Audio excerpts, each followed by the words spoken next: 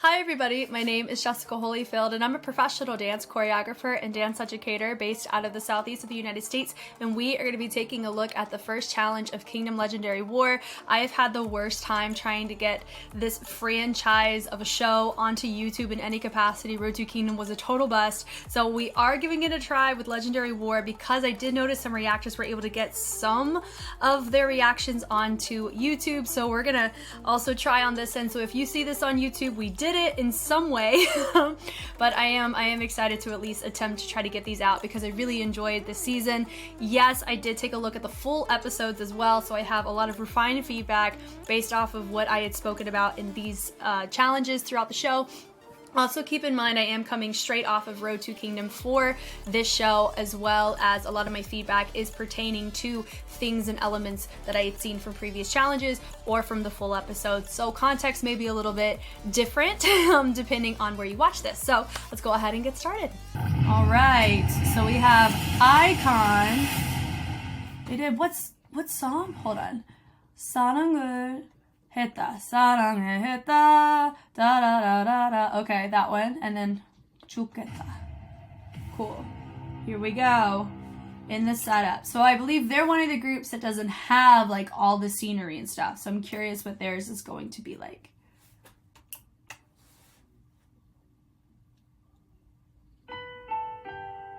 Killing Me in Love Scenario.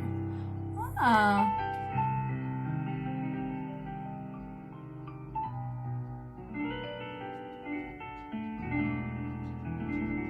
Oh, that was a good transition. Love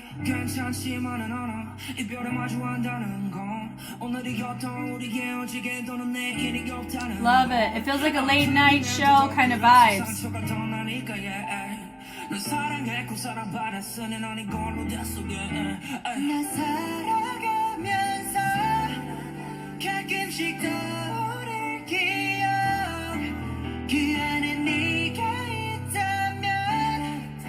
La La Land vibes, fun.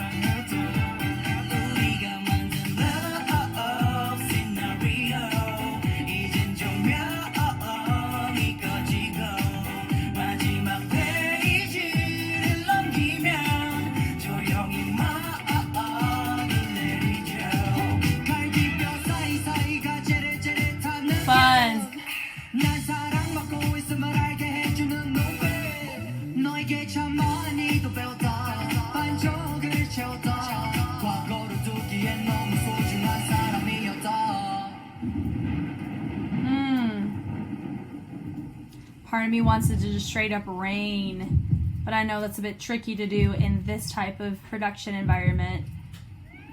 The cleanup on that would be brutal. Ah.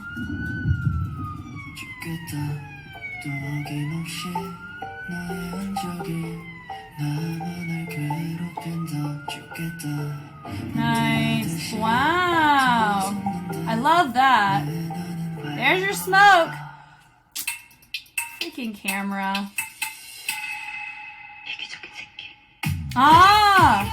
That part is from Then I'm Gonna Get Down. I Love It from Big Bang.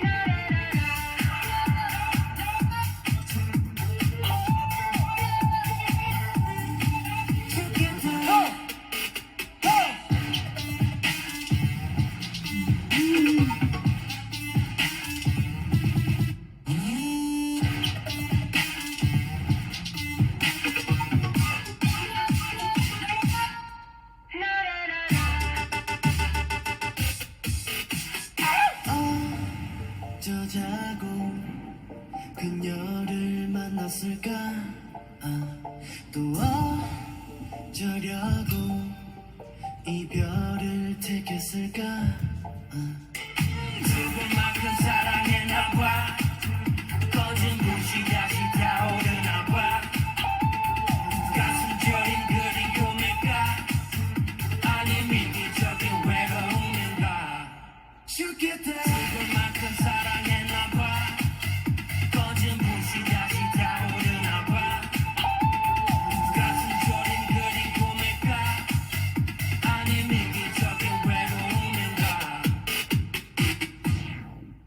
Cool.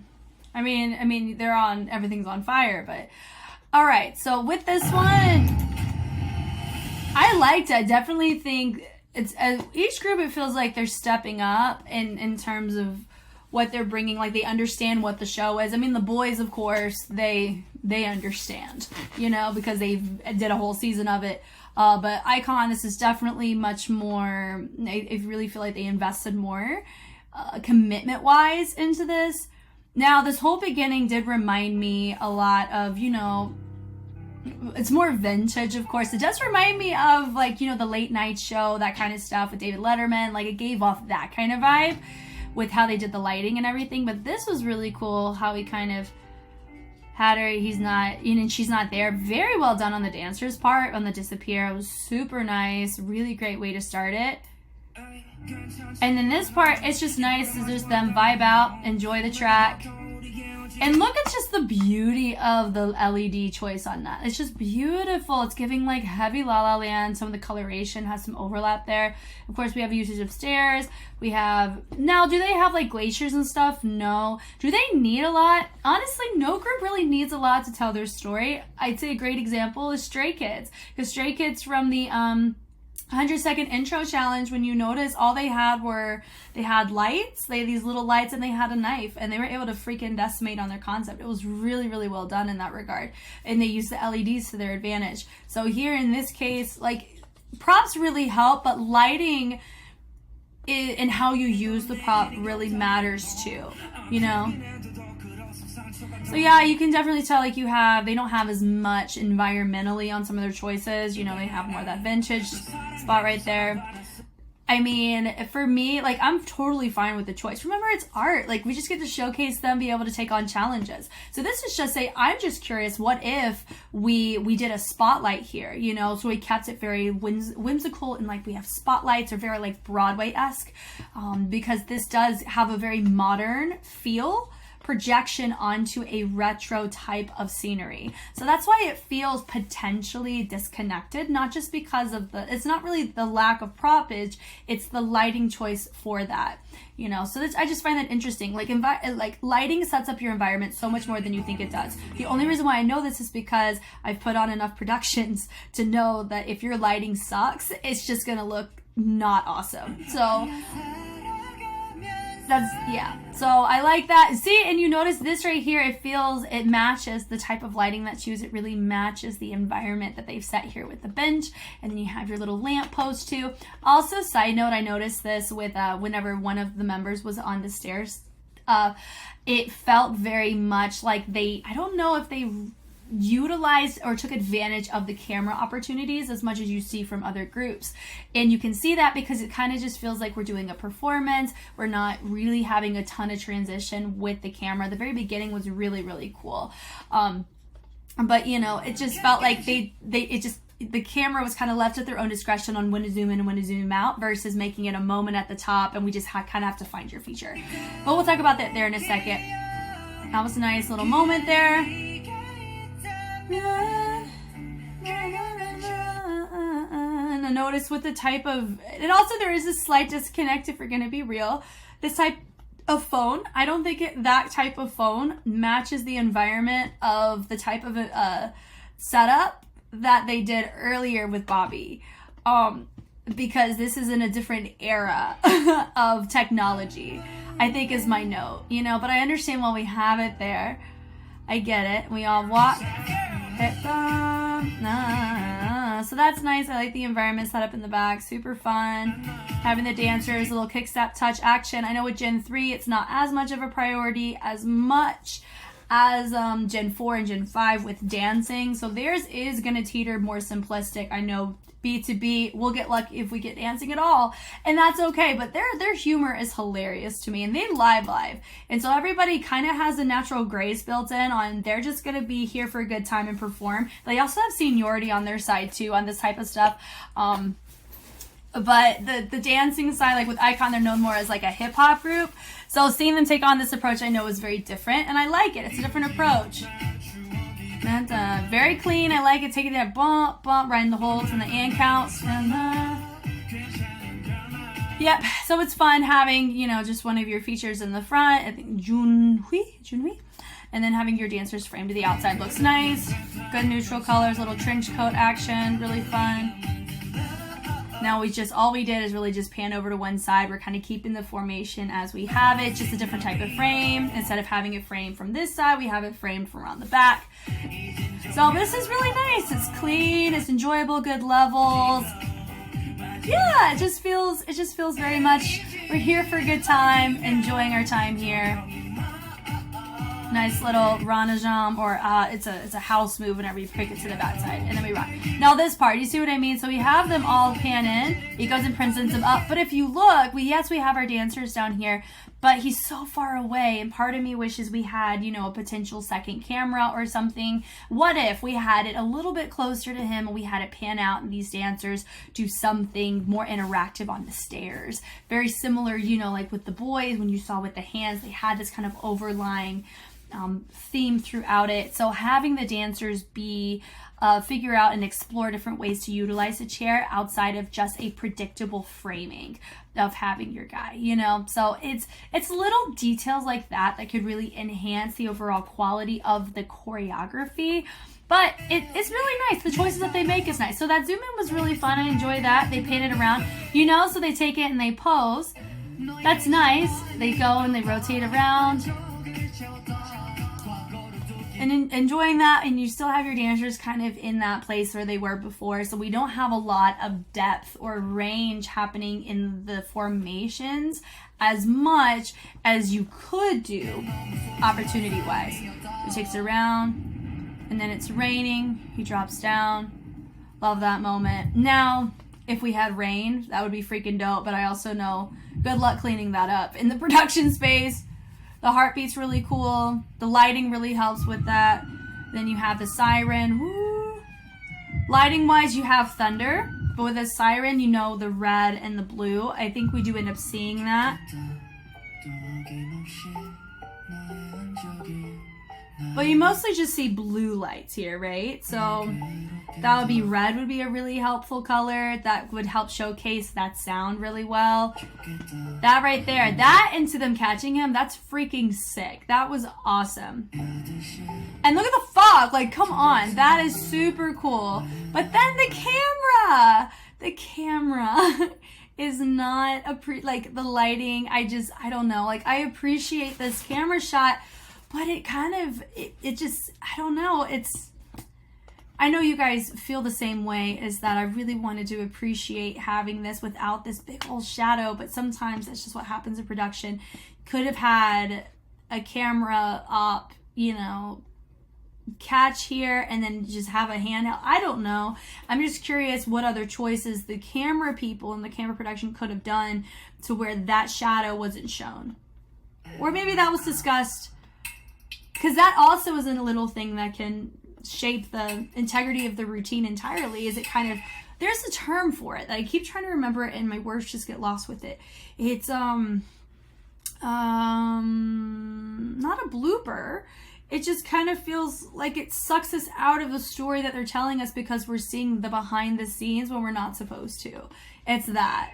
That was like a really like dramatic way to do it. And even here, we could have had to be a really cool aerial shot as well that we're just kind of seeing as we're doing a dance practice and we're filming for whatever angle we have. Smoke's cool, but also the smoke's not coming from all sides. So I feel like there's a lot of production things that they had in here that weren't 100% executed, and it's not really their fault. But having this build out, the little dance break, it does feel it feels pretty chill to the type of track that they do in the dance break, but I love, look at the LEDs. It really feels like we are sucked into a room, a party club room, you know? And that was really nice and clean. Ding, ding, boom, rotated around. That was nice, enjoyable. That dee-dee-dee-dee, like that choice as well, really nice. Boom, boom, and rotate around. To get that. Hitting it through, do, and then you have your two dancers join in. that was fun, turning around that do-do-do-do. Then we have this rotated here, little overhead action, bringing it in. Love that reach is cool. So we can't ignore the fact that if we had different camera shots, like what you saw from the boys, it felt very meticulous and thoroughly placed. Here, it feels, it goes back to what I was saying. We're not taking, it's not, I don't even know if it's them. I'm not quite sure who to really, not blame, but just, you know, bring to the table in terms of who was the decision maker for a lot of this. That the reason why it feels to the sense where it's lacking is because the camera is just showing whatever it wants to show. Because if you think about it, if you just panned out and watched the boys take, there's a good chance there's a lot of elements or a lot of production stuff that you would have caught if the camera was in the wrong part, if that makes sense. So here in this case, it just feels like it's just panning out and it's showcasing the environment, but the goal is to not see the whole environment in that way.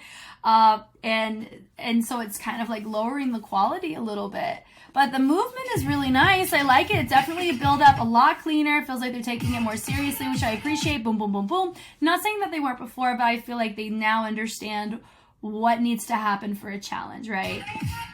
Hitting it through. That do do do do do do do do do do do. I like that. That was really cool. Do do do do do do do do do do do. Bring it in.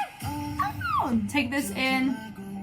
Then you see, I love this moment here. It does feel like it's tailoring into what we saw whenever they did this lift. That was really nice. I love how he branches away. And he has, and then you have everybody continue to build on, and then he keeps moving them out of the way. He closes it, that ding, and then you have fire in the background, so that's really cool. Oh, and party with the flames. So cool. So even they use the fire. So I wonder if you're gonna have more than just two groups use it. So it's really nice though. I like the fact they're using it in that way. Super dope. And I noticed it's like the little embers in the top. That's super dope. Really cool environment. Panning it around. There's an aerial shot and then bringing it through. Da da da da da. That's cool with the puffs of the fire. Really nice. Sets it up very well. In essence. Bum, bum, bum, bum, bum. Now, do I understand the story? No, I don't really. Maybe I'm assuming it's this is just the pit of despair that you feel whenever you're left, when you're ghosted. It's kind of one of my guesses. I mean, I'll find out in the episode, but da da da da da. I like that where they all make their own choices. Really nice. So definitely a lot cleaner than their first challenge for sure. Definitely an improvement. Love it. Opposition of colors. Love it with the black and the white. And they all collapse and they all finish nice and tall. Nice little spark. So for me, I'm going to just rank these. So I would say the boys goes right here. I would put this one about, I would still put the boys above them. Even if you take away all the glaciers and all that extra stuff, when you look at the LED choices in how they do their choreography and how they built their story was very, very well done. Here in this case, it was a bit difficult to understand what kind of concept they were going with. And remember, if you're gonna do concepts, it's always important to try to make it easy enough for the general public to be able to see it and kind of get the gist of what it's about, even without you having to explain it. Right? So I know that most people are able to watch the episode and get context before watching so they can appreciate it. And I will be able to do that. But from a, like, if we're judging and we're ranking these, that is something that would be my note to them here. It is a lot cleaner. When you look at choreography complexity between the two, the boys had more complex choreography, and you could hear both have live moments as well, which I appreciate. So let's go ahead and move on.